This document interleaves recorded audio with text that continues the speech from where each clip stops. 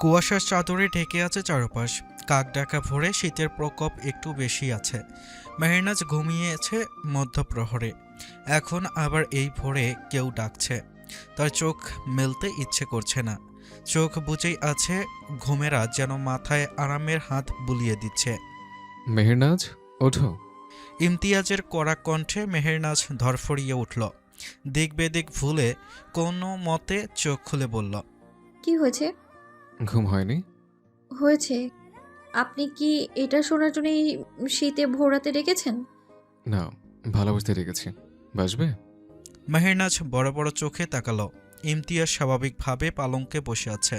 সে আবার বলল, কোনো কথা ছাড়ে উঠে পড়ো।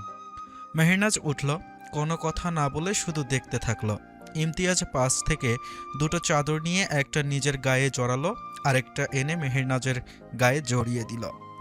মেহেরনাজের দিকে চেয়ে হেসে ফেলল। তার অদ্ভুত না বুঝার দৃষ্টি দেখে বলল, তোমার আজ পুরো রাজ্য ঘুরবো। ঘোড়া পিঠে চড়ে টকবকিয়ে পাহাড়ের কিনারে যাব। দুরন্ত পথে সঙ্গী হিসেবে তোমাকে শুধু চাইব। এই ভোর রাতে? হ্যাঁ, কোনো সমস্যা? দিনের আলোয় শত্রু আনাগোনা বেশি থাকে, রাতের আধারে সবকিছু নিরাপদ লাগে।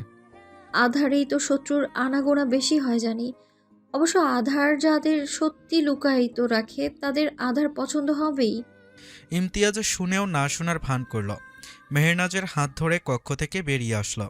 বাহিরে কুয়াশা পড়ছে, শিশির বিন্দু পড়ছে। যদিও শীত কিছুদিনের তুলনায় একটু কমেছে। শীতের মৌসুম প্রায় শেষ হয়ে আসছে। বাহিরে এসে সামান্য দূরে দেখল একটা ঘোড়া দাঁড়িয়ে আছে, গাছের সঙ্গে বাঁধা তার দড়ি। ঘোড়াটি ইমতিয়াজের অতি প্রিয়, নাম তার টংটং। ইমতিয়াজ আগে ঘোড়ার পিঠে চড়ল, তারপর হাত বাড়িয়ে দিল মেহেরনাজের দিকে। মেহেরনাজ তার হাতে হাত রেখে ঘোড়ার পিঠে উঠে পড়ল। ইমতিয়াজে পেছনে আর মেহেরনাজকে সামনে বসিয়ে দিল। আমি সামনে কেন? আলোতে যদি শত্রুর আগমন ঘটে, তবে সে পেছন হতে আক্রমণ করবে। এত ভালোবাসা আসলেই কি আছে, নাকি সবই মিথ্যে অভিনয়? সময় হলে বুঝবে। কবে আসবে সেই সময়? না আসলেই ভালো। এরকম কি ভালো নেই? না, আমি ভালো নেই। ইমতিয়াজ মেহেরনাজের নিকটে হলো, এক হাতে তাকে ধরে আরেক হাতে ঘোড়ার লাগাম টানল। ঘোড়া ছুটল টকবগিয়ে। এবার সে বলল, জগৎ সংসারে সবাইকে ভালো থাকতে হবে এমন কোনো কথা নেই। আমি ভালো থাকলেই হবে। তুমি শুধু একজন বেগমের দায়িত্ব পালন করবে। মেহেরনাজের রাগ হলেও প্রকাশ করল না। ঘোড়া চলছে, শীতল বাতাস তাদের ছুঁয়ে দিচ্ছে। ধীরে ধীরে কুয়াশা সরছে। গ্রামের মেঠোপথ আর ফসলের ক্ষেত দেখা যাচ্ছে। এবারে ফসল চাষ ভালো হয়নি, কত জমি ফাঁকা পড়ে আছে। আশেপাশে কত কুঁড়ে ঘর সারি সারি। মেহেরনাজের খুবই সুন্দর লাগলো কুঁড়ে ঘরগুলো দেখতে। ইমতিয়াজ তার দৃষ্টি লক্ষ্য করে বলল, কুড়েঘর দেখতে সুন্দর লাগে। বিলাসবহুল জমিদার মহল রেখে নিশ্চয় মন চাচ্ছে এখানে একটু থাকতে পারলে বোধহয় শান্তি পেতাম, তাই না? বাস্তবতা কিন্তু অন্য বেগম যান। বর্ষায় যখন বৃষ্টির পানি টুপটুপিয়ে পড়ে, স্ত্রী শিশুদের নিয়ে ঘুমহীন রাত্রি যাপন করতে হয়, তখন তারা বোঝে অর্থ সম্পদের কি মূল্য। কুড়ে ঘরেও শান্তিতে থাকা যায় যদি জীবনসঙ্গী মনের মতো হয়। মেহেরনাজের উত্তরে ইমতিয়াজ কেবলই হাসল। সে হাসি শব্দবিহীন। হুট করে মেহেরনাজের গা থেকে চাদরটা ছিনিয়ে নিল। মেহেরনাজ অবাক হলো। ঘোড়া ততক্ষণে থেমে গেল। শীতে গা শিউরে উঠল। শীতে কাঁপতে লাগলো আর বলল, চাদর নিলেন কেন? শীত করছে? না, উষ্ণতা লাগছে। মেহেরনাজের রাগী কণ্ঠে ইমতিয়াজ হেসে ফেলল। আবার চাদরখানা গায়ে জড়িয়ে নিজেও জড়িয়ে ধরল। কাঁধে থুতনি রেখে দূরে বানে তাকিয়ে বলল, বস্ত্রহীন শীত কেমন কাটাতে মিনিটে সহ্য করতে পারলে না, অথচ ঘুরে ঘুরে থাকতে চাও? হ্যাঁ, থাকাও সম্ভব, তারা পারলে তুমি কেন নয়? তবে সেই পথ খুব সহজ নয়। কল্পনা সুন্দর, কিন্তু বাস্তবতা অধিক কুৎসিত বেগম যান। মেহেরনাজ নড়ল না। সে ইমতিয়াজের কথা বুঝতে পেরেছে। পুরোটা সঠিক না হলেও ভুলও নয়। আবারও ঘোড়া ছুটল। গ্রাম পেরিয়ে উঁচু পাহাড়ে দেখা মিলল। সবুজ পাহাড়, সারি সারি সবুজ গাছ, সবকিছু সবুজে ভরপুর। সূর্য তখন পাহাড়ের মাথায় কেবল উঁকি দিতে চাচ্ছে। পাহাড়ের কিছুটা দূরে তারা ঘোড়া থেকে নেমে পড়ল। সেখানে একটা নদীরও দেখা মিলল। মেহেরনাজ এদিকে আগে কখনো আসেনি। জায়গাটা 2 গ্রাম পেরিয়ে। এতদূর কখনো তার আব্বাজান আসতে সম্মতি দিত না। চলো এগিয়ে যাই। মেহেরনাজের হাতখানা সে ছাড়ল না। নদী সামনে গিয়ে দাঁড়ালো। নদীর স্বচ্ছ জলে তাদের প্রতিচ্ছবি ভেসে উঠল। নদীর স্বচ্ছ জলের প্রতিচ্ছবির মতো সারা জীবন তোমাকে পাশে চাই বেগম জান। পদ্মফুলটা এনে দিন। আমি বলি ভালোবাসার কথা, আর তুমি বলো পদ্মের কথা। কিসের মধ্যে কি? ইমতিয়াজ হতাশ হয়ে ওপাশে গেল। পদ্ম ফুলটা নদীর কিনারায়, তবে একটু দূরে। নদীর পাড়ে সে বসল। হাত বাড়িয়ে প্রথমে পেল না, আর একটু এগিয়ে গেল। হাত বাড়িয়ে নাগালে এসে ছুটে যাচ্ছে। ইমতিয়াজ হার মানল না। নদীর গভীরতা অনেক। নামতে না পারলেও পিঠের পিছন থেকে তলোয়ারের দ্বারা পদ্ম ফুলের গাছটা সহ ছিঁড়ে আনল। পদ্ম ফুলটা নিয়ে মেহেরনাজের হাতে তুলে দিল। বলল, পদ্মের মতো তুমিও ফোটো আমার হৃদয়ের পুষ্করিতে, রঙিন হয়ে আমায় বাঁধো তোমার চোখের কাজলেতে। মহলে চলুন, দিনের আলো ফুটছে। ইমতিয়াজও সম্মতি দিল। এমন ভোর সে মনে মনে শতবার চাইল। ঘোড়ার পিঠে উঠে দুজনে আবারও রওনা দিল মহলের পথে। মালিনীর সবে ঘুম ভেঙেছে। এক দাসী এসে খবর দিল আজ নাকি মালি কাজে এসেছে। এই কথা শুনেই তার মুখে হাসি ফুটে উঠল। পালঙ্ক থেকে নেমেই বাগানের দিকে ছুটল। পিছন থেকে তনিমা ডাকলেও সে শুনল না। তার ছুটে চলা অনেকে ছেলেমানুষই ভাবল। সে থামল গিয়ে একেবারে বাগানের শেষ প্রান্তে, যেখানে মালি গাছে পানি দিচ্ছিল। কারো ছুটে আসার আওয়াজে মালি চমকে পিছনে তাকালো। মালিনীকে দেখে অবাক হলো না, যেন সে জানতো মালিনী আসবে। এতদিন আসেননি কেন? মালিনীর প্রশ্নে সে আশেপাশে তাকালো। মিনমিনে স্বরে উত্তর দিল, বাবা অসুস্থ, সাথে আমিও। এখন সুস্থ? মহিব মাথা নাড়ল। তাহলে নিত্যদিন আসবেন তো? আবারও মাথা নাড়ল। মালিনী বিরক্ত বোধ করল। মুখ থেকে কথা বের করুন। নাম কি আপনার? কি নামে ডাকবো? আপনার ইচ্ছে হলে মালি রাখতে পারেন, সে নামেই তো এখন সকলে জানে। আমি সকলের কথা জানতে চাইনি। আমার নাম মহিব। আপনি এখন দয়া করে এখান থেকে যান। আপনার নিত্যদিন এখানে আসা জমিদারের নজরে বললে আমায় কাছ থেকে তাড়িয়ে দিবে। আর আপনি আসেনি বা কেন? মালিনী উত্তর দিতে পারল না। সে আশেপাশে দেখে এসেছে এদিকে কেউ নেই, তবে রোজ আসলে সন্দেহ করবে, কারো নজরে পড়বে। সে একবার মহিবের চোখে চেয়ে পাশের গাছ থেকে কয়েকটা ফুল নিয়ে চলে গেল। ফুলগুলো নিল। কেউ জিজ্ঞেস করলে বলবে ফুল তুলতে বাগানে গিয়েছিল। মহিব মালিনীর গমনের দিকে চেয়ে রইল। কিরে, কাজ কর, চুপ করে দাঁড়িয়ে আছিস কেন? প্রহরীর কথা শুনে মহিব দৃষ্টি সরিয়ে কাজে হাত লাগাল। মনে মনে ভাবল, জমিদার কন্যার সঙ্গে কথা বলা তার করতে হবে বন্ধ। সাইফুদ্দিন নওয়াজ খান কাচারি ঘরে বসে আছেন। আমিরাত তারই পাশে। তিনি বেশ চিন্তিত।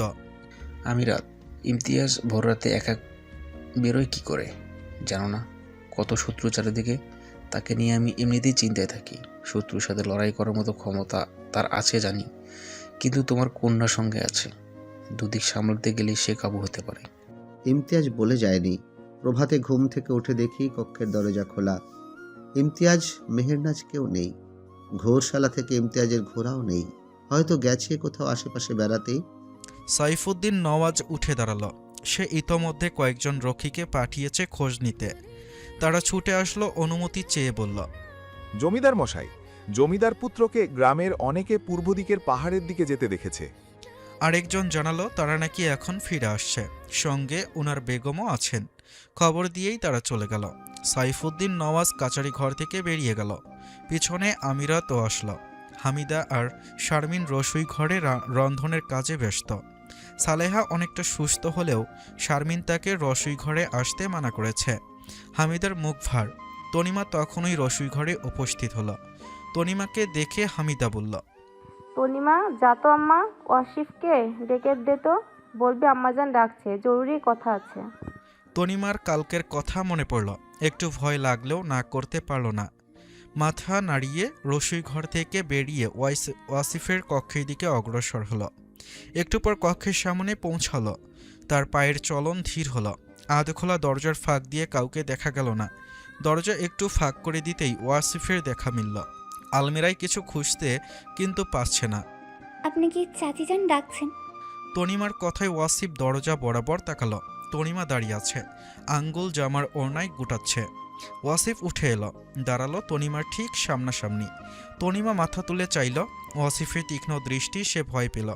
কিছু বলার চেষ্টা করলো, কিন্তু শব্দ বাহির হচ্ছে না। তা দেখে ওয়াসিফ জোরেই হেসে দিল। তনিমা তার হাসির দিকে তাকিয়ে রইল। এখন ঠিক আছে? কি ঠিক থাকবে?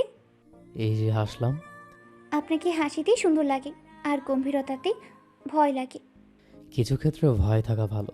সব জয় করলে ভয়ের মধ্যেও যে স্নিগ্ধতা আছে তা বুঝবি কি করে? ভয়ের মধ্যেও স্নিগ্ধতা থাকে। ওয়াসিফ আবারও হাসল, যেতে যেতে উত্তর দিল। ভয়ে মাখা মুখশ্রীতে যে স্নিগ্ধতা বিরাজ করে, ভয় না পেলে সেই স্নিগ্ধতা মুগ্ধ হতাম কি করে? তনিমা ঠিক বুঝল না, সে ঝিরে চলল। ওয়াসিফ তাকে রেখে অনেকটা দূরে চলে গেল। ওয়াসিফের সরল উত্তর তার কাছে বড্ড কঠিন লাগলো। সে উত্তর এখন বুঝতে মালিনীর কক্ষে যাবে। শীতের প্রকোপ প্রায় শেষ হয়ে যাচ্ছে। গরম পড়বে আজকালকের মধ্যে। সীমান্ত নগরে আজকাল চুরি ডাকাতি হচ্ছে। এই আতঙ্কে ভয় নিয়ে থাকে গ্রামের সকলে। জমিদার সাইফুদ্দিন নওয়াজ খান চিন্তিত হয়ে বসে আছেন। এ রাজ্যে ডাকাতের ঘাঁটি কোথায় তিনি খুঁজে পাচ্ছেন না। ডাকাতরা নাকের ডগা দিয়ে গরু ছাগল অর্থ সম্পদ সব লুট করে নিয়ে যাচ্ছে। প্রজারা আহাজারি করছে।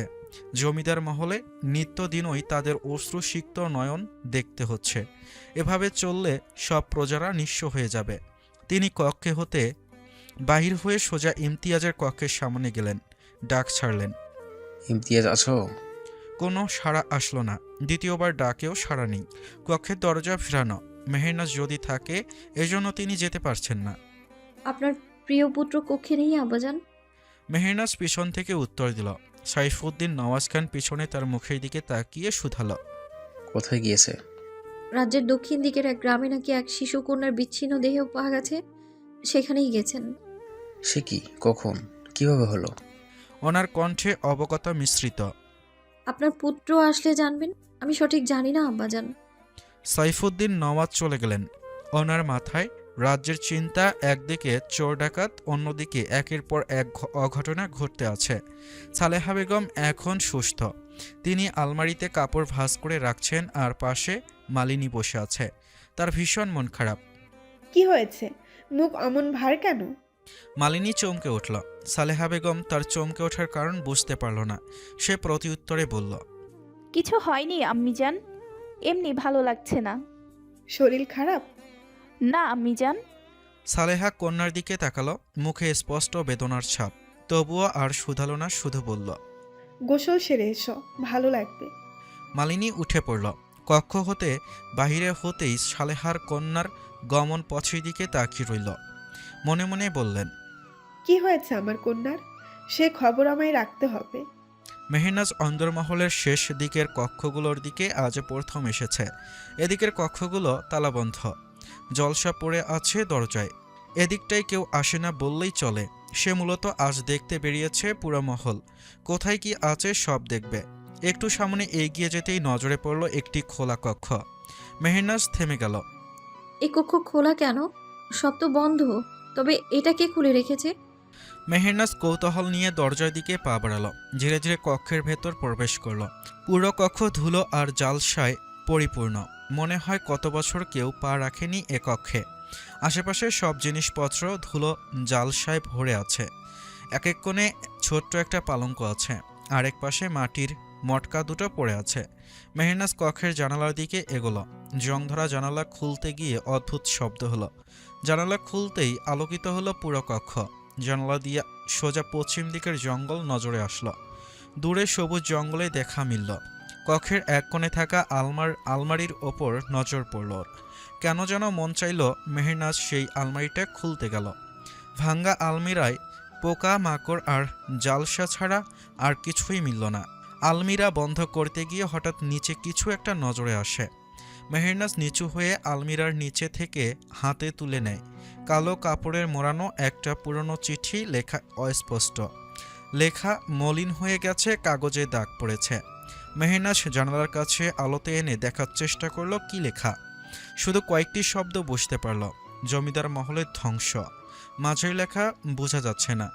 হিংস্র হাতে হবে যদি না সে বুঝতে পারে। তার পরের লেখা তার জমিদারের। এর পরের লেখা আর বোঝা যাচ্ছে না। নিচের শুধু আরেকটি লেখা, ইতি আজম খান। মেহেরনাজ চিঠিটা হাতে নিয়ে স্তব্ধ হয়ে গেল। আবারও তাকালো চিঠির দিকে। কাগজটা বহু পুরনো, লেখা মিশে গেছে। আফসোস হচ্ছে যদি পুরো লেখাটা পড়তে পারত। মেহনাজের ভেতরে এখন উত্তেজনা কাজ করছে। অর্ধ জানা সত্য যে অন্ধকারে কয়লা খোঁজার মতো। কি করবে, কিভাবে জানবে ধ্বংস কার হাতে? কেনই বা এই চিঠি লিখে রেখেছে? বেগম, আপনি এখানে কি করছেন? মেহনাজ চমকে উঠল। দরজার সামনে দুটো দাসীকে দাঁড়িয়ে থাকতে দেখতে পেল। মেহনাজ চোখের পলকে আড়ালে চিঠিটা শাড়ির আঁচল লুকিয়ে নিল। এই কক্ষ খোলা কেন? এদিক দিয়ে যাওয়ার সময় খোলা দেখে প্রবেশ করলাম।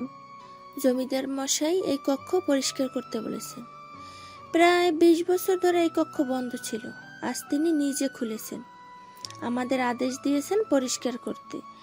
এই কক্ষের চাবি ওনার কাছে থাকতো, উনি ব্যতীত কেউ আসতে পারেনি, এবং এই কক্ষ খোলাও হয়নি। মেহনাজ অবাক হলো। তার বিস্ময় প্রকাশ দেখে দাসীরা মুখ চাওয়াচাওয়ি করল। কেন বন্ধ ছিল এই কক্ষ? কে থাকতো এই কক্ষে? তা তো জানি না বেগম, তবে শুনেছিলাম বহু বছর আগে এক বণিক এসেছিল এই মহলে। জমিদারের সঙ্গে বেশ খাতির জমে, তাকে থাকতে দেওয়া হয়েছিল এই কক্ষে। কিন্তু বলেই থেমে গেল। মেহনাজের আগ্রহ প্রবল হলো, জানতে চাইল। কিন্তু কি? দাসী আশেপাশে তাকালো, আবারও বলল, আমরা 10 বছর হতে এই মহলে কাজ করছি। এটা সত্য কিনা জানি না, কিন্তু আমি দাদির কাছে গল্প শুনেছি। 20 বছর আগে দাদি এই মহলে কাজ করত। কি হয়েছিল সেটা বলেন। মেহনাজের জানার আগ্রহ যেন আকাশ ছোঁয়া, মন চাইছে শুনতে। একদিন রাতে সেই বণিকের অক্ষত মৃতদেহ মিলে, দেহে নাকি কোনো আঁচড় কিংবা আঘাতের চিহ্ন ছিল না। হঠাৎ মৃত্যু নাকি তা কেউ জানে না, কিন্তু স্বাভাবিক মৃত্যু বলেই ঘোষণা করা হয়েছিল। তারপর থেকে এই কক্ষ তালাবদ্ধ করা হয়েছিল, আর খোলা হয়নি। মেহনাজের গা শিউরে উঠল। কেমন অনুভূতি হচ্ছে? সত্যি কি স্বাভাবিক মৃত্যু, নাকি রহস্য লুকিয়ে আছে? এই চিঠি কি সেই বণিকের লেখা নয় তো? যদি হয় তবে তিনি নিশ্চিত কিছু জানতে পেরেছিলেন। এজন্যই কি তবে কেউ তাকে... না, মেহনাজ আর ভাবতে পারছে না।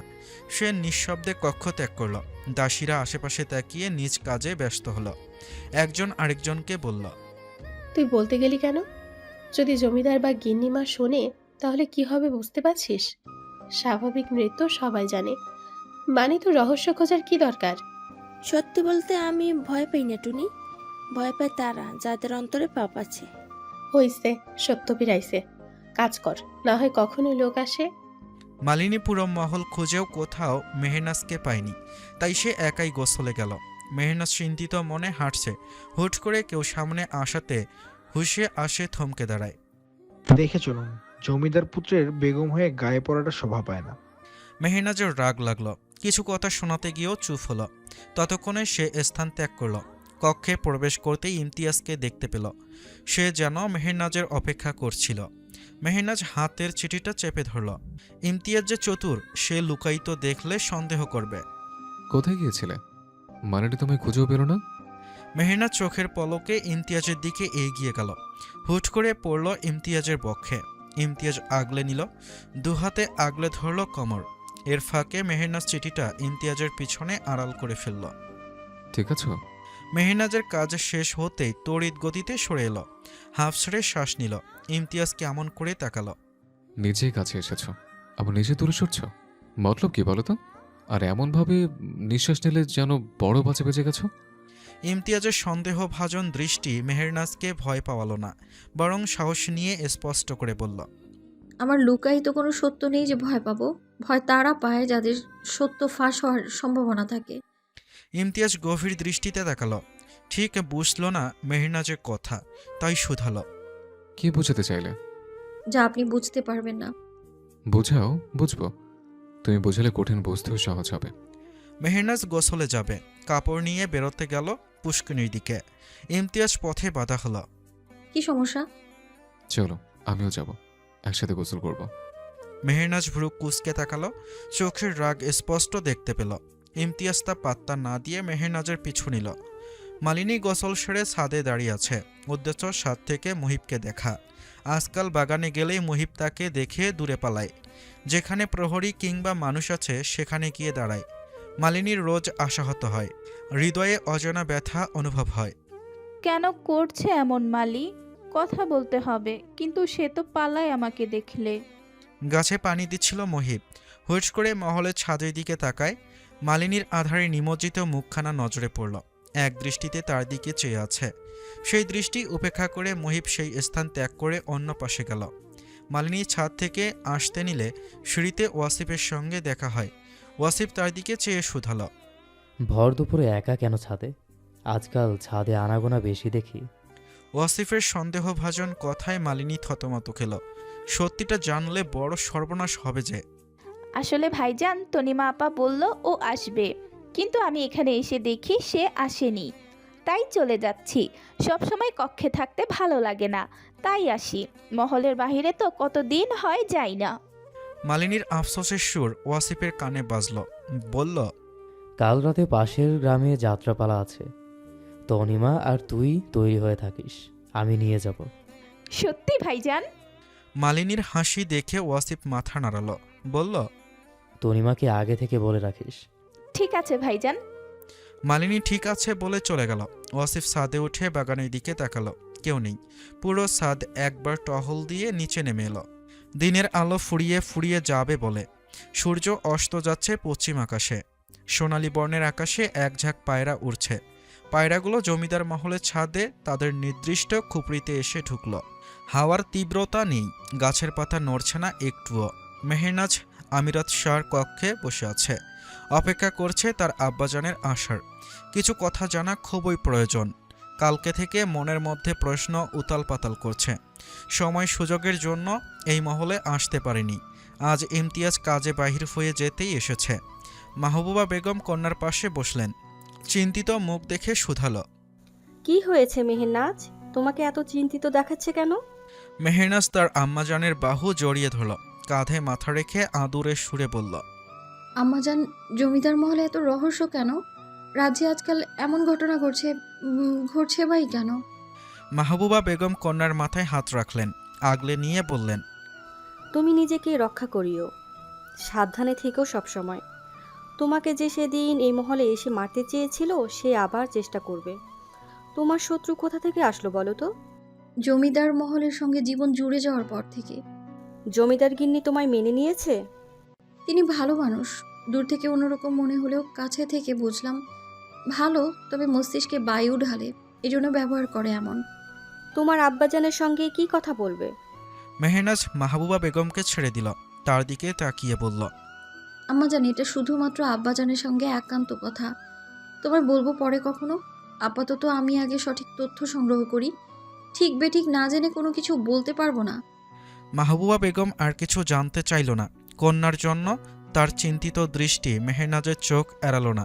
তা দেখে মেহেরনাজ ভরসা দিল, চিন্তা করো না আম্মাজান, আমি সঠিক পথেই থাকবো, নিজেকে রক্ষা করব আমি। ইমতিয়াজ কি এখনো বাইজিগৃহে যায়? নেশাদ্রব্য পান করে? কাল গিয়েছিল, কিন্তু মিনিটের মধ্যে বেরিয়ে এসেছে। নেশাদ্রব্য পান করেনি। মাহবুবা বেগম চমকে উঠলেন। চোখে মুখে জানার আগ্রহ জাগল। তুই কিভাবে জানলি? মেহেরনাজের সরল স্বীকারোক্তি। আমি কাল পিছু নিয়েছিলাম, বাইজিগৃহে প্রবেশ করে বাহির হয়ে আসছিল। দেখার সুযোগ পেলাম না কি করতে যায় সেখানে। জিজ্ঞেস করিসনি? সময় আসলে উত্তর মিলবে। জিজ্ঞেস করলে বাহানা খুঁজবে। আমি বাহানা নয়, সত্যটা জানতে আগ্রহী। আসবো। আমিরাত শাহ এসেছেন, কক্ষের সামনে দাঁড়িয়ে আছে। মেহেরনাজ আসতে বলল। তাদের আলাপ বন্ধ হলো। নিজের কক্ষে আসতে অনুমতি নিতে হবে? আমার আম্মাজান আর তার আম্মাজান আলাপ করছে, সেখানে অনুমতি না নিয়ে আসা যায়? আমিরাত শাহ হেসে হেসে বলতে বলতে কক্ষে প্রবেশ করল। মেহেরনাজ মাহবুবা বেগমের দিকে তাকালো। ইশারা বুঝতে পেরে তখনই মাহবুবা বেগম কক্ষ ত্যাগ করল। রয়ে গেল মেহেরনাজ আর আমিরাত। সে চিন্তিত, কিসের জন্য এই জরুরি তলব? জমিদারের কোনো বিষয়ে নয় তো? জমিদার মোটেও পছন্দ করবে না তার বিষয়ে নাক গলানো। মেহেরনাজ কক্ষের দিকে তাকিয়ে এবার তার আব্বাজানের দিকে তাকালো। তরাক দৃষ্টি নিয়ে বলল, আব্বাজান, আপনি কি জানেন 20 বছর আগে জমিদার মহলে একজন বণিক আসে এবং জমিদারের সঙ্গে বেশ সুমধুর সম্পর্ক গড়ে ওঠে। বেশ কিছুদিন পর মহলের এক কক্ষে ওনার অজ্ঞাত মৃতদেহ পাওয়া যায়। আমিরাত শাহ চমকে উঠল। হুট করে যেন বসা থেকে উঠতে চাইল। নিজেকে স্বাভাবিক করতে আবারও বসল। কন্যার পানে চেয়ে আমতা আমতা করল। এসব মধ্যে তিনি কন্যাকে জড়াতে দিতে চান না বলে বাহানা খুঁজতে লাগলো। মেহেরনাজ সবই দেখল। চমকে উঠলেন কেন আব্বাজান? কি নাম ছিল সেই বণিকের? তুমি কিভাবে জানলে সেই বণিকের কথা? সত্যি হাওয়ায় ভাসে আব্বাজান। সত্যের গন্ধ কম হলেও চাপা থাকে না, যখন বাইর হতে শুরু করে পুরো মোহিত করে। আমিরাত তার কন্যার পানে চাইল। কন্যার মাথায় হাত রেখে অনুনয়ের সুরে বলল, তুমি এসবের থেকে দূরে থাকো। জমিদার মহলে রহস্য আছে আমি নিজেও জানি, কিন্তু কি সেই রহস্য তা জানি না। আমি বুঝতে পারছি কি তুমি খুঁজতে চাচ্ছ, কিন্তু সেসব তোমার জন্য ভয়ানক হতে পারে। সেদিন যে ক্ষতি করতে চেয়েছিল পরবর্তীতে সুযোগ খুঁজবে। তোমায় নিয়ে আমি সারাক্ষণ চিন্তায় থাকি। তুমি ছাড়া আমাদের কি আছে? ছোট থেকে আগলে রেখেছি, তোমার কিছু হলে আমরা শেষ হয়ে যাব। মেহেরনাজ তার আব্বাজানের হাতখানা ধরল, আকুল আবেদনে বলল, আব্বাজান আমি কিছু করব না, আপনি শুধু বণিকের নামটা বলেন। আমার জানার আগ্রহ জাগলো, তাই জানতে চাইছি আমি। 20 বছর আগে জমিদার মহলে যে বণিক উপস্থিত হয় এবং মৃত হয়ে বাহির হয়, তার নাম ছিল আজম খান। মেহেরনাজের সত্তা কেঁপে উঠল। তার ধারণাই তবে সত্যি হলো। বিস্ময়তা প্রকাশ করল না, নিজের মধ্যে আটকে রাখলো সমস্ত কিছু। আব্বাজান রাত্রি হয়ে এলো, ওনার মহলে ফেরার সময় হয়ে এসেছে, আমি যাচ্ছি। মেহেরনাজ চলে গেল। আমিরাত কক্ষে বসে রইল। কন্যার জন্য মনে বড় দুশ্চিন্তা হয়। জমিদার মহলের আশেপাশে অজানা কত শত্রু ঘরে ফিরে, কিন্তু কেউ টের পায় না। মেহেরনাজ মহলের সিংহদ্বারের সামনে আসতেই ইমতিয়াজও আসে। ঘোড়া থেকে নেমে মেহেরনাজের সামনে যায়। মাহমুদ তাকে সালাম দেয়। এই সন্ধ্যা রাতে মহলে বাইরে একা আর বেরোবে না। ইমতিয়াজের কথায় মেহেরনাজের ধারালো উত্তর, কেন বেরোবো না? আপনার কক্ষে বন্দিনী হয়ে থাকবো। ইমতিয়াজ আশেপাশে তাকালো, ধীরে এগিয়ে এসে সন্নিকটে মেহেরনাজের হাতটা ধরে মহলের ভেতরে হাঁটা দেয়, আর তার প্রশ্নের উত্তরে বলল, সারা জীবন আমার হৃদয়ের বন্দিনী হয়ে থেকো। মেহেরনাজ আর কথা বাড়ালো না, হাত সারানোর বৃথা চেষ্টাও করল না। ওয়াসিফ অপেক্ষা করছে। মালিনী আর তনিমার আসার নাম নেই। সেই কখন থেকে তারা তৈরি হচ্ছে। এক প্রকার বিরক্ত হয়ে এক দাসীকে পাঠালে তাদের ডাকতে। তখনই দুজনে হাজির হলো। মালিনী বলল, চলো ভাইজান, আমরা তৈরি। ওয়াসিফ তাকালো। মালিনী পাশে, তনিমা তার দিকে চেয়ে আছে হাসি মুখে। তার মধ্যে যেন ঈদ আনন্দ বিরাজ করছে, তেমনই ভঙ্গি। চলো তাড়াতাড়ি, বাইরে ঘোড়ার গাড়ি অপেক্ষা করছে, ফিরতে অনেক রাত্রি হবে। মালিনী সামনে চলল, ওয়াসিফ মাঝে, আর সবার পিছনে তনিমা। হাঁটতে হাঁটতে হট করে ওয়াসিফ থেমে যায়।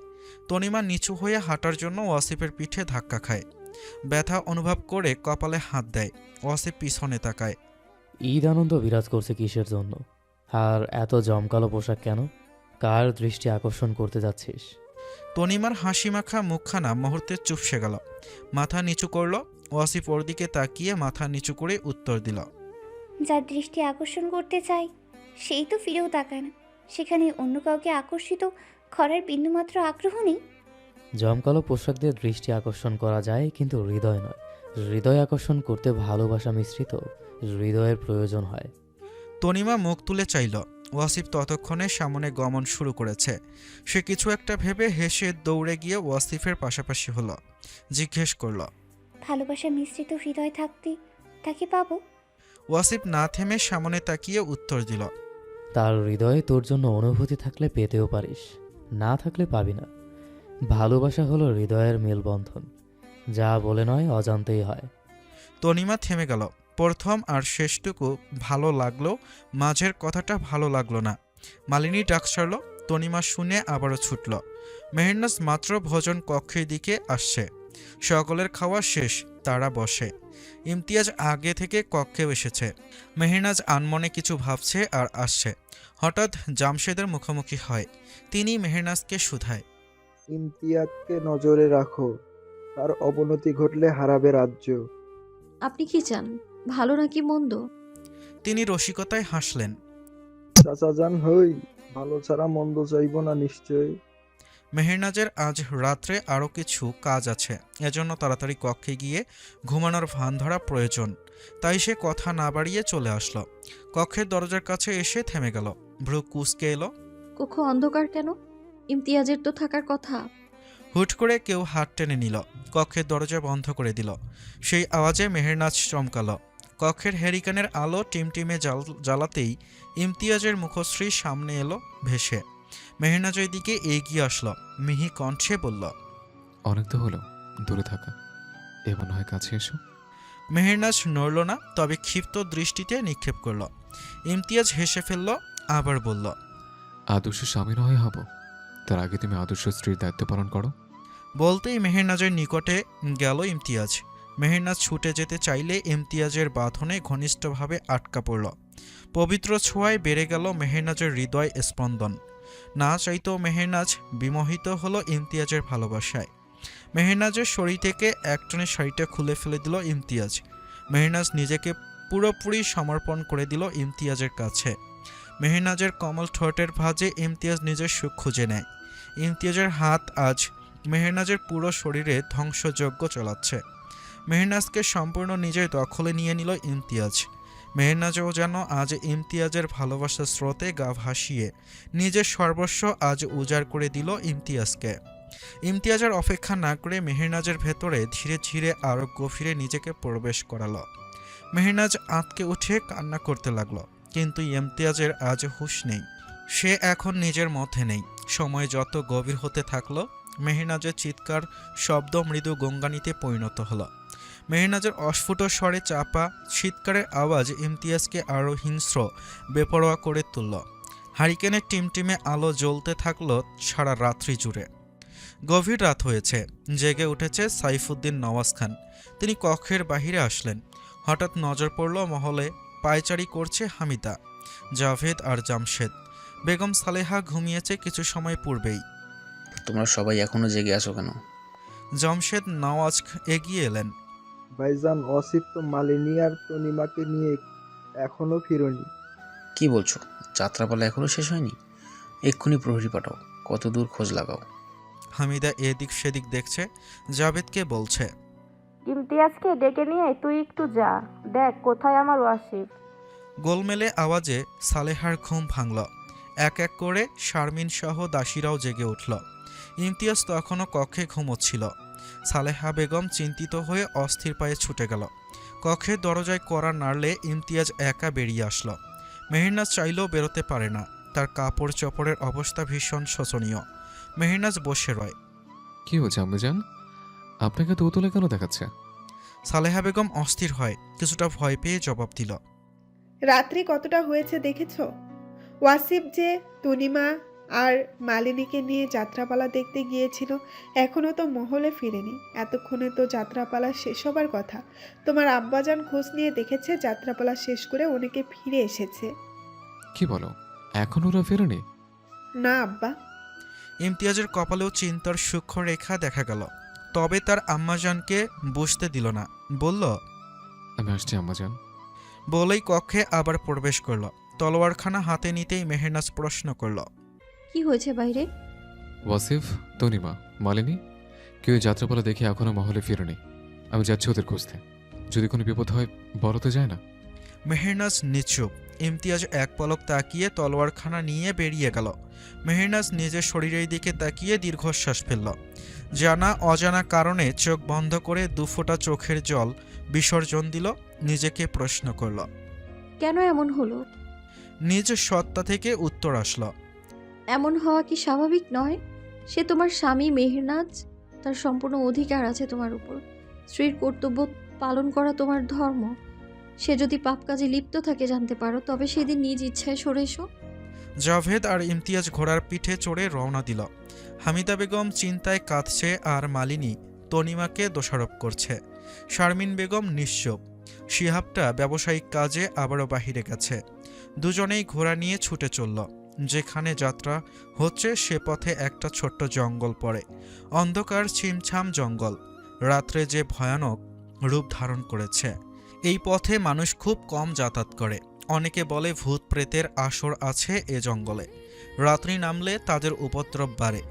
জঙ্গলের মধ্য দিয়ে যেতে যেতে ইমতিয়াজ কিছু শব্দ শুনে থেমে গেল। কান খাড়া করে স্পষ্ট শুনল।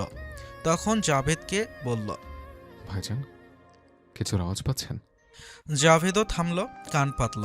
শোনার চেষ্টা করতেই শুনতে পেল, হ্যাঁ, বাম দিক থেকে আওয়াজ আসছে, চল। দুজনে জঙ্গলের মধ্যে প্রান্তে ছুটে গেল। খানিক বাদে যা দেখলো দুজনে হতভম্ব হয়ে গেল। ঘোড়া থেকে নেমে দুজনে সেখানে ছুটল। জমিদার মহলে সকলে চিন্তিত মুখে বসে আছেন। সকলের নজর মহলের সিংহদ্বারের দিকে। সালেহা শারমিন কন্যাদের আশায় আকুল হয়ে আছেন। হামিদা সেই থেকে মালিনী আর তনিমাকে দোষারোপ করে যাচ্ছেন। সাইফুদ্দিন নওয়াজ এবার বিরক্ত হলো, বললেন, চুপ করো, তাদের কি দোষ? হয়তো কোনো সমস্যায় পড়েছে। ইমতিয়াজ গেছে তো, নিশ্চয়ই ফিরবে। হামিদা এবার চুপ হলো, রাগে ফুঁসল ভেতরে ভেতরে। জমশেদ আর সাইফুদ্দিন নওয়াজ খান মহলের সামনের দিকে গেলেন। 3 বধূ অন্দরমহলের দ্বারে অপেক্ষা করতে থাকলেন। কিছুক্ষণের মধ্যে অপেক্ষা বোধহয় ফুরল। টকবগিয়ে ঘোড়ার পায়ের আওয়াজ আসলো। ঘোড়ার গাড়ির টং টং শব্দ। একজন প্রহরী দৌড়ে এসে খবর দিল সকলে এসে পড়েছে। খানিক বাদে মালিনী তনিমা আমাবস্যার ন্যায় আধারে নিমজ্জিত মুখ নিয়ে মহলে প্রবেশ করল। সালেহা আর শারমিন দৌড়ে গেল। হামিদা শুধালো, আমার ওয়াসিফ কোথায়? ও ঠিক আছে তো? এত দেরি কেন হলো আসতে? মালিনী আর তনিমা দুজনে চুপ করে রইল। তখনই চোখের সামনে দূরে ওয়াসিফের দেখা মিলল। এক পাশে ইমতিয়াজ, আরেক পাশে জাবেদ, দুজনে ধরে তাকে নিয়ে আসছে। হামিদা বেগম ছুটে গেলেন। কি হয়েছে আমার পুত্রের? তার এই অবস্থা কেন? কান্নারত হামিদার প্রশ্নের জবাবে জাভেদ দিল, আম্মা, পরে বলছি সব, আগে ওকে কক্ষে নিয়ে যাওয়া প্রয়োজন। ইমতিয়াজ ওয়াসিফের ডান কাঠটা নিজের কাঁধে নিয়েছে। মালিনী আর তনিমার কাছে যেতে ওরা দুজন মাথা নিচু করে রইল। আসার পথে ইমতিয়াজ তাদের অনেক বকাঝকা করেছে। ওয়াসিফ অবশ্য বলেছে ওদের কোনো দোষ নেই। হামিদা বেগম পুত্রের পিছু পিছু ছুটল। ওয়াসিফ হাত পায়ে ব্যথা পেয়েছে, হাঁটতে পারছে না। মালিনী তনিমা দুজনই ঠিক আছে, কোনো আঘাত তাদের লাগেনি। মালিনী এবার তাকালো সিংহদ্বারে দাঁড়িয়ে থাকা মহিবের পানে। তার জন্যই তাদের শেষ রক্ষা হয়েছে। সাইফুদ্দিন নওয়াজ খান মহিবের সঙ্গেই কি যেন কথা বলছে। একটু পর সে চলে গেল। সালেহা বেগমও বকতে বকতে মালিনীকে কক্ষে আনল, কি হয়েছিল তার আসল কারণ জানতে। ওয়াসিফকে পালঙ্কে শোয়ানো হয়েছে। এত রাতে ডাক্তার আনানো সম্ভব নয়, তাই গ্রামের একজন কবিরাজকে ডাকা হয়েছে। তিনি এসে দেখলেন, পরীক্ষা নিরীক্ষা করে বললেন, হাতে জখম হয়েছে, সারতে কিছুদিন সময় লাগবে। পায়ের গোড়ালি এবং উরুর জায়গার মাংসে রক্ত জমাট বেঁধে লাল হয়েছে। কিছু ওষুধ আর তেল দিয়ে যাব, নিয়মিত মালিশ করলে ঠিক হয়ে যাবে। কবিরাজ চলে গেলেন। জামশেদ তাকে ন্যায্য পাওনা বুঝিয়ে দিয়ে এগিয়ে দিয়ে আসলো। ইমতিয়াজ এবার বসলো আসল কারণ ওয়াসিফের মুখ থেকে জানতে। ওরা নিজেও সব জানে না এখনো। কি হয়েছিল এখন খুলে বলো। ওয়াসিফ সকলের দিকে একবার তাকালো। বাম পা সামান্য সরাতে গিয়ে ব্যথা পেল। ব্যথা গিলে নিয়ে বলতে শুরু করলো, আমরা যাত্রা দেখে ঘোড়ার গাড়ি করে আসছিলাম।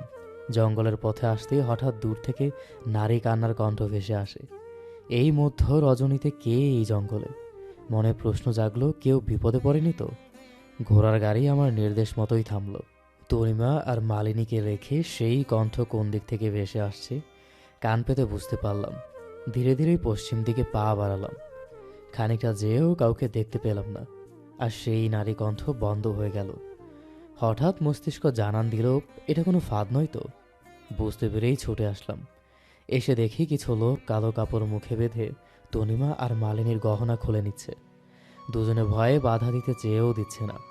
যেই আমি পৌঁছালাম তারা সকলে আমাকে দেখে বলল, যা যা আছে সব বাহির করে দে, নয়তো শেষ করে দিব। জানিস স্বামীকে? তুই কে আমার জানার প্রয়োজন নেই, তাড়াতাড়ি বাহির কর।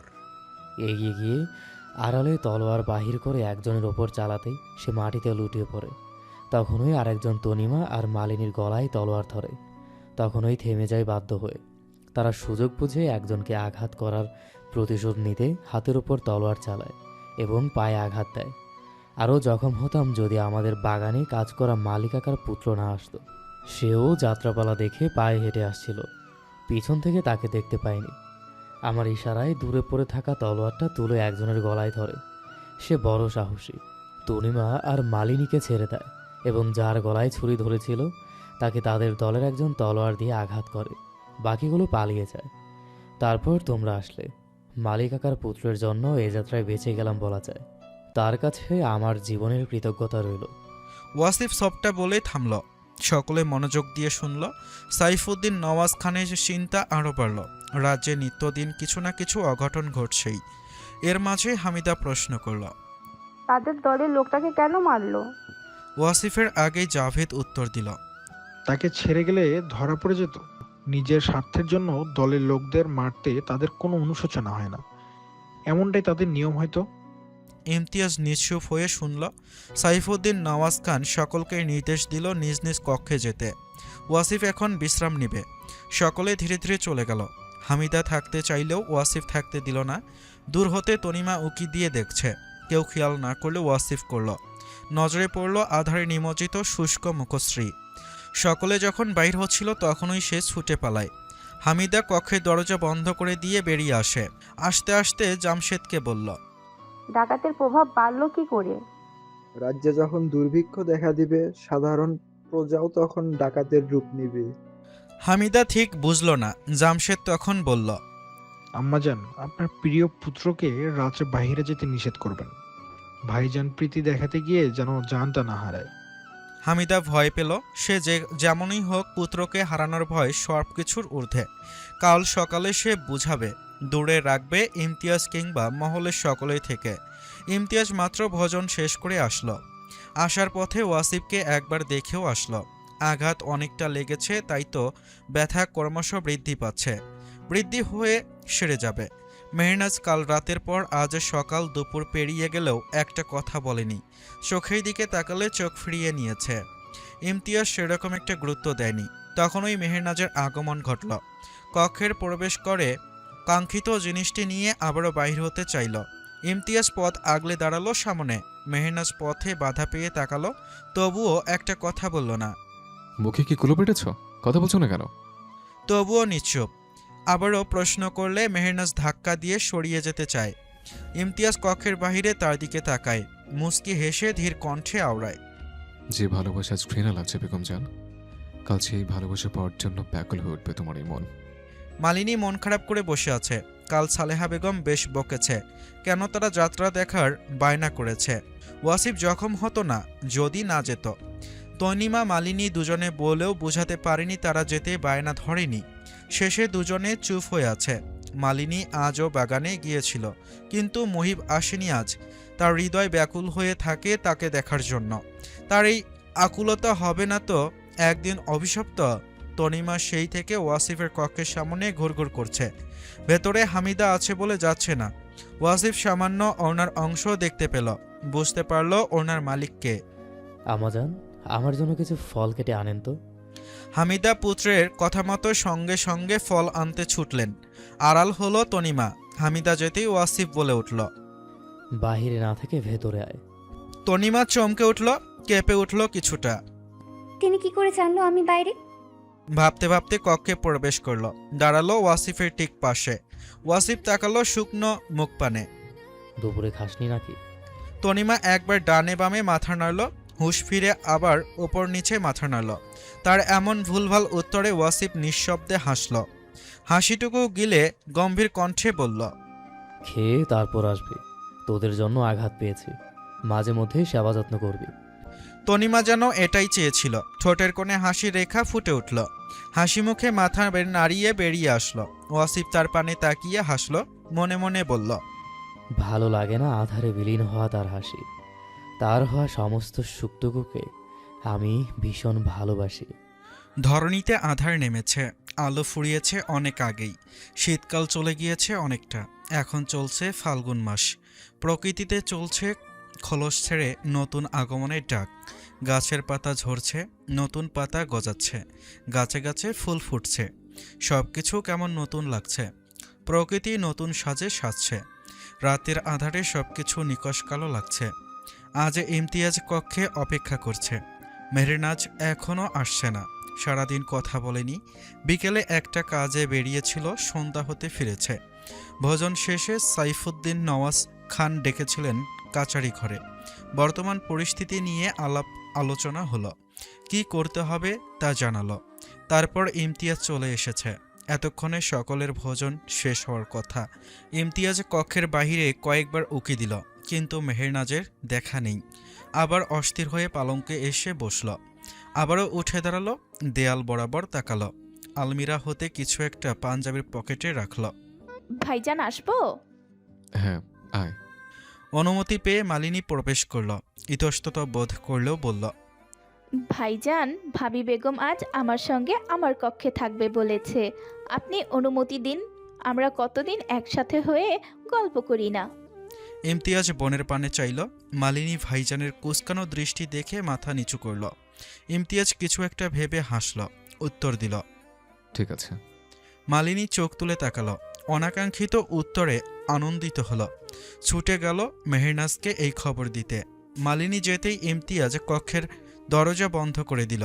মেহেরনাজ একটু দূরে পর্দার আড়ালে ছিল। মালিনীর পিছনে পিছনে সেও চলল। তার মাথায় চলছে অন্য কিছু। গভীর রাত্রি, সকলে তখন বিভোর ঘুমে। সজাগ কেবল মেহেরনাজ আর একজন। মালিনী গল্প করতে করতে অনেক আগেই ঘুমিয়েছে। মেহেরনাজ তার কক্ষে, নিজ কক্ষ বরাবর পর্দার আড়ালে সে কখন থেকে অপেক্ষা করছে, কিন্তু দরজা খুলছে না। মেহেরনাজের ধৈর্যের বাঁধ ভাঙল। কক্ষের দিকে অগ্রসর হলো। কক্ষের দরজায় হাত দিল, সামান্য ধাক্কা দিতেই খুলে গেল। পুরো কক্ষ ফাঁকা পড়ে আছে, কেউ নেই কক্ষে। মেহেরনাজ জানালার সামনে দাঁড়ালো। প্রথমে নজর পড়ল দূরে ছোট্ট একটি গৃহে। তারপর সে বেরিয়ে পড়ল। অন্দরমহলের সবাই ঘুমিয়ে। অন্দরমহলের সামনে দুটো প্রহরী ঝিমুচ্ছে। মেহেরনাজ তাদের পেরিয়ে চলে গেল, থেমে গেল সিংহদ্বারের সামনে। সেখানে প্রহরীরা সজাগ। এবার কি করবে? আশেপাশে তাকালো। হঠাৎ মাথায় বুদ্ধি আসলো। পা চালিয়ে মহলের পিছন দিকে গেল। উঁচু উঁচু দেয়াল টপকানো ছাড়া উপায় পেল না। দিনেই সে ব্যবস্থা করে রেখেছিল একটি মই। সারাদিন কথা না বলা, মালিনীর কক্ষে না থাকা, সবই তার অভিনয়। মই বেয়ে দেয়াল টপকালো। ওপাশে নেমে আশেপাশে তাকিয়ে দেখল সামনে দুজন প্রহরী পাহারা দিচ্ছে। মেহেরনাজ আড়াল হলো। প্রহরী দুজন পেছন ঘুরল। সেই সুযোগে মেহেরনাজ স্থান ত্যাগ করল। ধীরে ধীরে এগিয়ে চলল সামনের দিকে। অনেকটা যেতেই স্পষ্ট হলো বাইজি গৃহ। মেহেরনাজ থামল। আলো জ্বলছে সেই মহলের সামনে। কক্ষ অনেক কয়টা বলা যায়। মেহেরনাজ আশেপাশে তাকিয়ে পিছন দিকে গেল। এক এক করে সেই কাঙ্ক্ষিত কক্ষটি খুঁজে বাহির করল। আমিরাতের থেকে যে কক্ষের বর্ণনা শুনেছিল, ভেতরে না গেলে জবাব কি করে মিলবে? কিন্তু কক্ষের দরজা নিশ্চয়ই খোলা থাকবে না। মেহেরনাজ ধীরে ধীরে সামনের দিকে গেল। বাইজি মহলে সংগোপনে প্রবেশ করল। আশ্চর্যের বিষয় হলো সদর দরজা খোলা পেল। তবে তার সন্দেহ ঠিক হলো। প্রথমে দুটো কক্ষের দরজা বন্ধ। ধীরে ধীরে পা টিপে কাঙ্ক্ষিত কক্ষটির সামনে গেল, কিন্তু এই কক্ষের দরজাটাও বন্ধ। হঠাৎ কারো আগমনের শব্দে মেহেরনাজ কিছুটা ভয় পেল। সেখানে একটা বড় মটকার পিছনে লুকিয়ে পড়ল। আধারের কারণে দেখতে পেল না। তবে মেহেরনাজ দেখতে পেল একটি অপরূপ সুন্দরী নারী উকিঝুঁকি দিয়ে আবারও পাশের কক্ষে প্রবেশ করল। মেহেরনাজের সামনে কক্ষের জানালা ছিল। আরও আশ্চর্যের বিষয় হলো জানালা লাগানো নেই, শুধু পর্দা ভিড়ানো। মেহেরনাজ এগিয়ে গেল। জানালার পর্দা ধীরে সরিয়ে মাথা উঁচিয়ে যা দেখল, তাতে মেহেরনাজ স্তব্ধ হয়ে গেল। আচমকা হাত দিয়ে মুখ চেপে ধরল। কক্ষের ভেতরে একজন সুন্দর নারীর হাত ধরে খুবই নিকটে বসে আছে কেউ। তার মুখ দেখা না গেলেও পোশাক খুবই পরিচিত। মেহেরনাজ আর দেখতে পারল না। জানালার পর্দা ছেড়ে দিয়ে বসে পড়ল। শরীর অবশ হয়ে আসছে। নিজেকে অসহায় লাগছে। কেন এমন মুহূর্ত দেখতে হলো? আল্লাহর কাছে জানতে চাইল। নিঃশব্দে চোখের কার্নিশ বেয়ে জল গড়িয়ে পড়ল। কান্নারা দলা পাকিয়ে নিঃশব্দে ঝরল। সাহসী মেহেরনাজও ভেঙে পড়ল। ভালোবাসার কিংবা সম্পর্ক যাই বলেন, দুটোর কাছে সবাই দুর্বল। মেহেরনাজের শব্দহীন কান্নারা আওয়াজ তুলতে চাইল। বন্ধ কক্ষ হতে সেই নারীর হাসির আওয়াজে মুখরিত হচ্ছে চারপাশ। সেই হাসি কারো কাছে মোহনীয় লাগলেও মেহেরনাজের কাছে তা বিষ লাগছে। কানে হাত দিয়ে চেপে ধরে থাকতে মন চাইছে। চোখের সামনে আবারও সেই মুহূর্তটা ভেসে উঠছে। ঘৃণা লাগছে নিজের ওপর। মুখ চেপে কান্না বন্ধ করে চোখের জল মুছে নিল মেহেরনাজ। নিজেকে শক্ত করতে চাইল। আশেপাশে তাকিয়ে বাইজি গৃহ ত্যাগ করল। চোখের জল নিঃশব্দে বিসর্জন হতেই থাকল। হৃদয় যেমন কারো কথা শোনে না, ভালো লাগলে কিংবা ভালোবাসলে অকারণে হৃদয়ে দোলা লাগে, তেমনই চোখও কথা শোনে না। মানে না, অঝরে চোখের জল ঝরে। সেই জলের কারণ প্রিয় মানুষরাই হয়ে থাকে। মেহেরনাজ প্রবেশের ন্যায় গোপনে বেরিয়ে গেল। মহলের পিছন দিকে গিয়ে থেমে গেল। সামনে দুজন প্রহরী পাহারা দিচ্ছিল, কিন্তু এখন ঠাই দাঁড়িয়ে আছে। কিভাবে এখন মহলে প্রবেশ করবে? মহলের পিছন দিক দিয়ে তাদের কক্ষ দেখা যায় না। ওপরে তাকালে যে কক্ষটি নজরে আসলো তা দেখে মেহেরনাজ আড়ালে লুকালো। কক্ষের মালিক জানালা খুলে দিল। সেই আওয়াজের মেহেরনাজের সতর্ক হয়ে গেল। একটি ইঁদুরছানা দৌড়াচ্ছে মেহেরনাজের পায়ের ওপর দিয়ে। সেদিকে তাকিয়ে মেহেরনাজ দীর্ঘশ্বাস ফেলল। মনে মনে বলল, জীবন বড় কঠিন বস্তু। এই কঠিন বাস্তবতায় আমি নস্যাৎ হব না কি করব? এই পৃথিবীর সমস্ত সুখ আমার ছিল, আজকাল সেই সুখ বিষে পরিণত হচ্ছে। চোখের জল এতক্ষণে শুকিয়ে গিয়েছে। নিজেকে এই বলেই সান্ত্বনা দিয়েছে, মানুষ চিনতে ভুল করেছি, মাসুল হিসেবে চোখের জল বিসর্জন দিয়েছি। কিন্তু আমার চোখের জল কি এতটা সস্তা যে অমন একজন মানুষের জন্য ঝরাবো?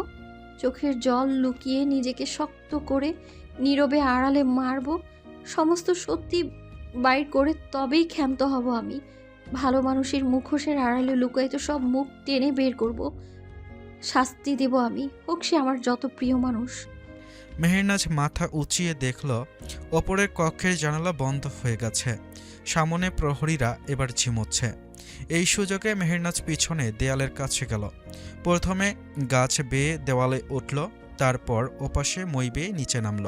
গ্রামে বড় হওয়াতে গাছে ওঠা আগে থেকেই অভ্যাস ছিল। মেহেরনাজ হাঁফ ছাড়ল, আশেপাশে নজরে বুলালো, কেউ নেই এদিকটায়। তবুও সঙ্গোপনে পা ফেলে অন্দরমহলে প্রবেশ করল সে। মহলের ভেতর কেউ জেগে আছে কিনা তা খেয়াল করল। মহলে যখন প্রবেশ করেছে আর চিন্তা নাই, কেউ দেখতে পেলেও কিছু একটা বাহানা দেওয়া যাবে। সে মালিনীর কক্ষের দিকে পা বাড়ালো। হঠাৎ কিছুর আওয়াজ পেতেই থেমে গেল।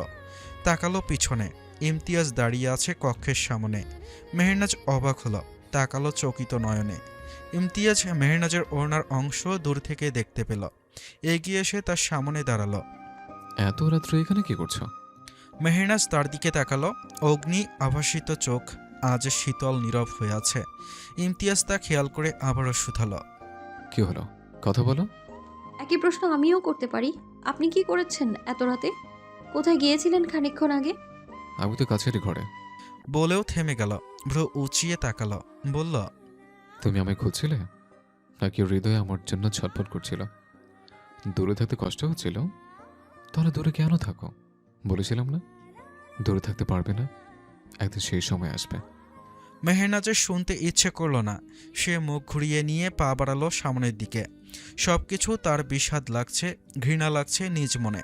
চারদিকের সবকিছু অসুন্দর লাগছে। ইমতিয়াজ ভাবুক হয়ে তাকিয়ে থাকল। মেহেরনাজ যেতে যেতে শুধু একটি কথাই বলল, অভিনয়ের এই জগতে কেউ অভিনয় করে যাত্রাপালায়, কেউ বা আপনজনের কাছে ভালোবাসা দেখায়। ইমতিয়াজ বুঝল কিনা জানা নেই, তবে তার দৃষ্টি স্থির। মেহেরনাজ ফেলে গেল সন্দেহভাজন একটি দৃষ্টির আর অপেক্ষাকৃত প্রশ্নের উত্তর। সে উত্তর সে ব্যতীত কেউ জানে না। মালিনী গভীর ঘুমে মগ্ন। মেহেরনাজ কক্ষের দরজা লাগিয়ে দিল। কঠিন মুখাবয়ব মুহূর্তে ভঙ্গুর হল। দরজায় পিঠ ঠেকিয়ে ধীরে ধীরে মেঝেতে বসে পড়ল। কেঁদে উঠল কিছুটা শব্দ করেই। সেই শব্দ বাহিরে পৌঁছালো না। কাদার জন্য অন্ধকার কক্ষই যেন শ্রেয় হলো। তাই নিঃশব্দ কান্নারা অশ্রু হয়ে ঝরল। কেউ দেখল না তার ভেতরকার হাহাকার, দেখল না বুকের মাঝে জমানো আর্তনাদ। সবাই কেবল ওপরের হাসি আর নীরবতাটাই দেখত। এই নীরবতা আর অজানা ভান ধরেই এখন আপাতত চলতে হবে। ভোরের আলোয় দিনের শুরু। প্রকৃতির মোহনীয় সৌন্দর্য মুগ্ধ হয়ে দেখছে ইমতিয়াজ। ভাবছে চোখ মুখ গম্ভীর করে। জানালার সামনে উঁচু গাছটায় একটা হলদে পাখি বসে আছে। ঠোঁটে দানা তার ছানাদের জন্য। এক ডাল হতে আরেক ডালে উড়ে গেল। পাখির বাসার কাছে যেতেই দুটো ছানা চেঁচাতে চেঁচাতে হা মেলছে। ইমতিয়াজ তাকিয়ে সেসব দেখছে আর হাসছে। মনে মনে ভাবছে, মা শব্দটা কি নিদারুণ সুন্দর। তেমনই সুন্দর তার ত্যাগ এবং ভালোবাসা। সে ত্যাগই সৃষ্টি হয় সন্তানের আশা ভরসা। কক্ষের দরজায় কড়া নাড়ল। ইমতিয়াজের ধ্যান ভাঙল, তাকালো পিছনে দরজার পানে। বুকের সামনে হাত দুটো ছেড়ে দিয়ে দরজার দিকে চলল। দরজা খুলে মেহেরনাজের আধার নিমজ্জিত মুখখানা নজরে পড়ল। মেহেরনাজ এক পলক তাকিয়ে ইমতিয়াজকে পেরিয়ে কক্ষে প্রবেশ করল। আগুন রঙের তেজস্বী মুখের স্মৃতি এমন নীরবতার আধার মানায় না। কেন এমন নীরবতা? মেহেরনাজ থমকে দাঁড়ালো। ফোলা চোখগুলো ইমতিয়াজের নজর এড়ালো না, প্রতি উত্তরে বলল, বাস্তবতা মানুষকে নীরবতা পালন করতে শেখায়। তার মানে এই নয় সে দুর্বল হয়ে পড়েছে। আগুন ঝরা তেজ আরও দ্বিগুণ হবে, শুধু সঠিক সময়ের অপেক্ষায় রবে। ইমতিয়াজের তীক্ষ্ণ দৃষ্টি মেহেরনাজ উপেক্ষা করল। কাপড় হাতে নিয়ে গোছাতে লাগলো। ইমতিয়াজ খানিক সময় দাঁড়িয়ে রইল, তারপর তলোয়ারটা নিয়ে বেরিয়ে গেল। মেহেরনাজ তখন তাকালো। কাপড়ের ভাঁজ বন্ধ করে ভাবল ওই মহলে যাবে একবার। তনিমা ওয়াসিফের কক্ষে দাঁড়িয়ে আছে। হামিদা বেগম ওয়াসিফের হাতের ক্ষত স্থানে ঔষধ লাগিয়ে দিচ্ছে। ওয়াসিফ ঔষধের চিনচিনে জ্বালায় চোখ বন্ধ করছে আবার খুলছে। সে লক্ষ্য করল পাশে তনিমার ব্যথিত নজর। মুখখানা থমথমে, চোখ দুটোই মায়া, যেন ব্যথা ওয়াসিফ নয় সে পাচ্ছে। তা দেখে ওয়াসিফ মুস্কি হাসছে। হামিদা বেগম পুত্রের এমন হাসি দেখে অবাক হলো, জানতে চাইল, কি হয়েছে? ব্যথায় মানুষ কাঁদে, হাসে না। সব ব্যথা কষ্ট দেয় না আম্মাজান, কিছু ব্যথা ভালোবাসা অনুভব করায়। হামিদা বেগমের দৃষ্টি সন্দেহভাজন। ওয়াসিফ আবারও হাসল, বলল, আপনার সেবা ভালোবাসা পাচ্ছি, এ কি ভালোবাসা অনুভব হচ্ছে না? হামিদার দৃষ্টি এবার স্বাভাবিক হলো। ওয়াসিফের নজর তনিমার ওর দিকে রইল। সেও এদিক পানে তাকিয়ে আছে। হামিদা বেগম উঠে গেল। যাওয়ার আগে তনিমাকে বলল, পায়ের গোড়ালিতে তেল মালিশ করে দে, আমি খাবার নিয়ে আসছি। তনিমা যেন আকাশের চাঁদ হাতে পেল। ঝটপট বসে পড়ল পালঙ্কে। তেল মালিশ করতে লাগলো ওয়াসিফের পায়ে। ওয়াসিফের ঠোঁটে রসিকতার হাসি ফুটে উঠল। স্বামী সেবা বাদ দিয়ে আমার সেবা করার এত ইচ্ছে কেন তোর? তনিমা নিচু মাথা তুলে তাকালো। চোখে চোখ পড়তেই মাথা নিচু করে উত্তর দিল, স্বামী সেবা করার সময় আসলেই করব। স্বামী যখন হবে তখন সে দেখা যাবে। ওয়াসিফ ওঠার চেষ্টা করলো। তনিমা মুখে বলার চেষ্টা করলো উঠবেন না, কিন্তু তার বলার আগেই সে উঠে পড়ল। বলল, ঠিকই আছে, আগে থেকে অভ্যাস করে নে। স্বামী সেবা আমার মাধ্যমেই শিখে নে। সেবাটা যদি আপনাতেই আবদ্ধ থাকে তবে কি খুব ক্ষতি হবে? কি বললি? তনিমার ধ্যান ফিরল। আনমনে বলা কথায় থতমত খেল। ভয়ে তড়িঘড়ি করে বলল, না না, কিছু না। তখন ওই হামিদা বেগম খাবারের থালা নিয়ে হাজির হলো। তনিমা পালঙ্ক থেকে উঠে পড়ল। সুযোগ পেয়ে তাড়াতাড়ি করে বেরিয়ে গেল, যেন মনে হলো পালিয়ে গেল। তার যাওয়ার পানে তাকিয়ে ওয়াসিফ আবারও হেসে উঠল। মনে মনে বলে উঠল, হৃদয়ে ফুটেছে প্রেমের পুষ্প, সুভাষিত করবে অপরপক্ষের হৃদয় অরণ্য। মালিনীর অপেক্ষা ফুরালো। বাগানের অপর প্রান্তে যখন তার মালির দেখা মিলল, মুখে আচমকা হাসি ফুটে উঠল। আশেপাশে তাকিয়ে ছুটে গেল। থামল গিয়ে মালির সামনে। মালিনীর হুট করে দৌড়ে আসাতে সামনের মানুষটি চমকে উঠল, দাঁড়ালো থমকে। মালিনী হাঁপাতে হাঁপাতে বলল, আজ কিন্তু পালাবেন না। যদি পালান তবে আমি কিন্তু কিছু করে বসবো। আব্বাজানকে বলবো আপনি আমার কথা শোনেন না। জানেন তো জমিদার কন্যার কথা অমান্য করলে কি শাস্তি হতে পারে। মালি ভয় পেল। আশেপাশে তাকিয়ে ভয় মুহূর্তে দূর করে বলল, জীবনে ভয় করি না। মিথ্যে বলে যদি কিছু হয় তবে সেই কাজ থেকে বেরিয়ে যেতে হবে। আপনি যদি আমি না থাকাতে সুখ পান তবে সব সুখ আপনার হোক। আমি বিহীন এই বাগানের দায়িত্ব অন্য কেউ না পাক। মালিনী নিষ্পলক তাকালো। সে তো শুধু কথার কথা বলেছিল, যাতে ভয় পেয়ে না পালায়। কথা শুনে তার, তবে কি কথার বলার তৃষ্ণাই সবচেয়ে বড় ভুল? রাজ্যে কাল রাত্রেও ডাকাতি হয়েছে এক দূর গ্রামে, নদীর অন্তর্বর্তী এলাকায়। এক পাশে পাহাড়, অন্য পাশে নদী, আর ঠিক মাঝে একটি ছোট্ট গ্রাম। প্রজাদের সম্বল, গরু, ছাগল, টাকা পয়সা সব লুট করে নিয়ে গেছে। সাইফুদ্দিন নওয়াজ খান সকাল হতে সে গ্রামে গিয়েছেন। প্রজারা কাঁদছে। কিছু জন তো পায়ের সামনে পড়ে বলতে লাগলো, জমিদার মশাই, এখন আমাদের কি হবে? ছোট ছোট পুত্র কন্যাদের কি খাওয়াবো? ফসল তো সব নষ্ট হয়ে গেছে, আমরা বাঁচবো কি করে? সাইফুদ্দিন নওয়াজ খান বেশ চিন্তায় পড়েছেন। বেশ কিছুদিন থেকে চেষ্টা করেও এই ডাকাত দলের খোঁজ কিংবা ঠিকানা পাওয়া যায়নি। তোমরা সব জমিদার মহলে যাবে, তোমাদের ব্যবস্থা আমি করব। জমিদারের এই একটা কথায় প্রজাদের দুঃখে মুখে একটু হাসির ঝলক মিলল। আপনি শত বছর বাঁচুন জমিদার মশাই।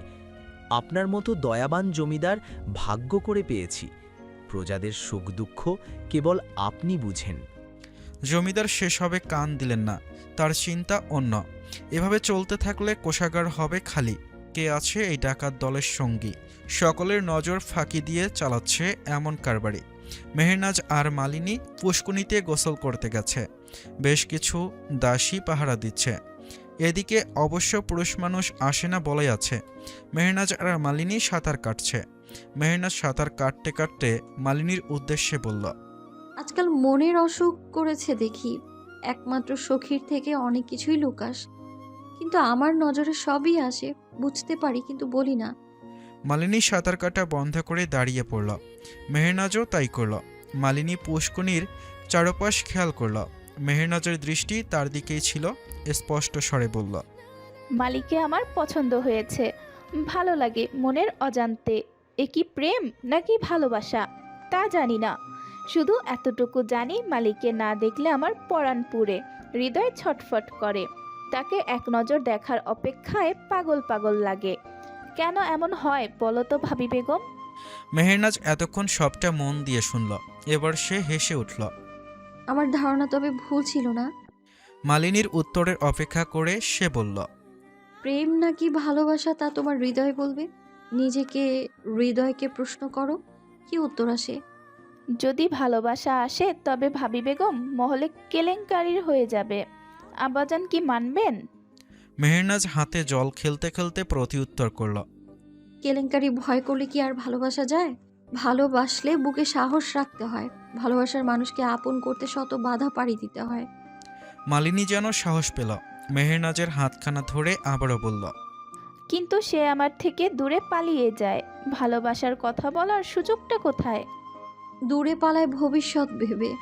জমিদার কন্যাকে পাওয়ার আশা করা যে অনেক দুর্বিষহ জীবনে বয়ে আনবে।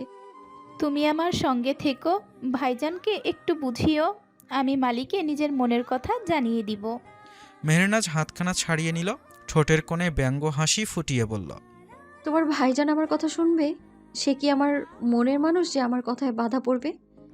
ভাইজানের মধ্যে আজকাল পরিবর্তন দেখি।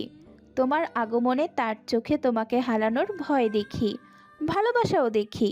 তুমি কেন বলো সে তোমায় ভালোবাসে না? মেহেরনাজ ঘাটের দিকে উদ্যত হলো।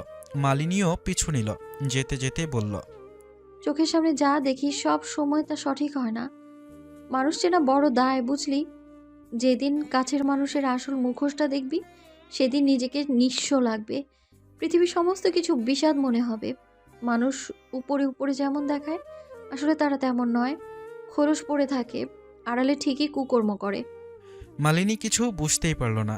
একটু ভেবে প্রশ্ন করল, কি বিষয়ে বললে? সময় হলে বুঝবি, আপন মানুষের আসল রূপ যেদিন জানবি। মালিনী এবার কিছু বুঝল না। দুজনে পুষ্কুনি থেকে উঠে পড়ল। দাসীরা এগিয়ে আসলো কিছু লাগবে কিনা জানতে। তখনই বিশাল আকৃতির একটি বাদর এসে পুষ্কুনির পাশে হাজির হলো। দু একজন দাসী ভয় পালালো। তা দেখে মেহেরনাজ হেসে উঠল। সে ধীর পায়ে বাদরটার সামনে গেল, কিন্তু মালিনী তাকে আর যেতে দিল না, টেনে নিয়ে গেল। সামনে যাচ্ছ কেন? যদি কামড় দেয় কিংবা আঁচড় কাটে তখন? পশুর বিশ্বাস নেই, এরা বিষাক্ত হয়। বলেই দাসীদের বলল, আমরা গেলে প্রহরীদের জানাবে, এটা যেন তাড়িয়ে দেয়। মেহেরনাজ যেতে যেতে পিছনে ফিরল। বাদরটার দিকে তাকিয়ে মালিনীর প্রশ্নের উত্তর দিল, পশুর চেয়েও কিছু মানুষ বেশি বিষাক্ত। পশুরা রূপ বদল করতে পারে না, কিন্তু মানুষ রূপ বদল করে থাকে। তারা মানুষ পশু দুটোর রূপ ধারণ করে। সময়ের সাথে তাদের আসল রূপ বেরিয়ে আসে। মালিনীর মাথার ওপর দিয়ে যাচ্ছে সব কথা।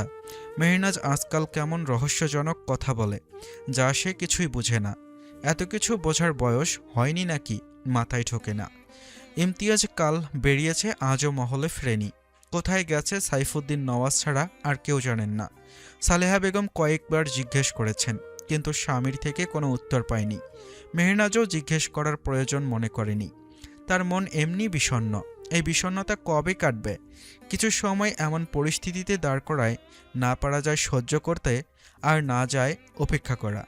মেহেরনাজ হাতের কাজ শেষ করে কক্ষে বসেছিল। হঠাৎ তার মনে পড়ল সেদিনের সেই পুরনো কক্ষে পাওয়া চিঠির কথা। পালঙ্ক হতে নেমে লুকিয়ে রাখা চিঠিটা বাহির করল। তার আগে কক্ষের দরজা বন্ধ করতে ভুলল না। চিঠিটি হাতে নিয়ে ভালো করে দেখল। অর্ধ লেখাটা আবারও ভালো করে পড়ল। জমিদার মহলের ধ্বংস কার হাতে? যদি সকলে বুঝতে না পারে কে চায় ধ্বংসলীলা, যদি 20 বছর আগে চাইতো, তবে কেন এখনো অপেক্ষা করে আছে? মেহেরনাজের হিসাব মিলছে না। কি করবে কিছু বুঝতেই পারছে না। মন বলছে যদি কেউ পাশে থাকতো, সমস্ত কথা কাউকে বলা যেত, তবে ভালো হতো। আজম খানের বিষয়ে জানতে হবে। একবার কি জমিদারকে জিজ্ঞেস করবে? ওয়াসিফ এখন অনেকটা সুস্থ, হাঁটতে পারে কিছুটা, না পারলেও চেষ্টা করে, জোর করে হাঁটে। এই তো এখন কক্ষের বাইরে যেতে উঠতে নিচ্ছে।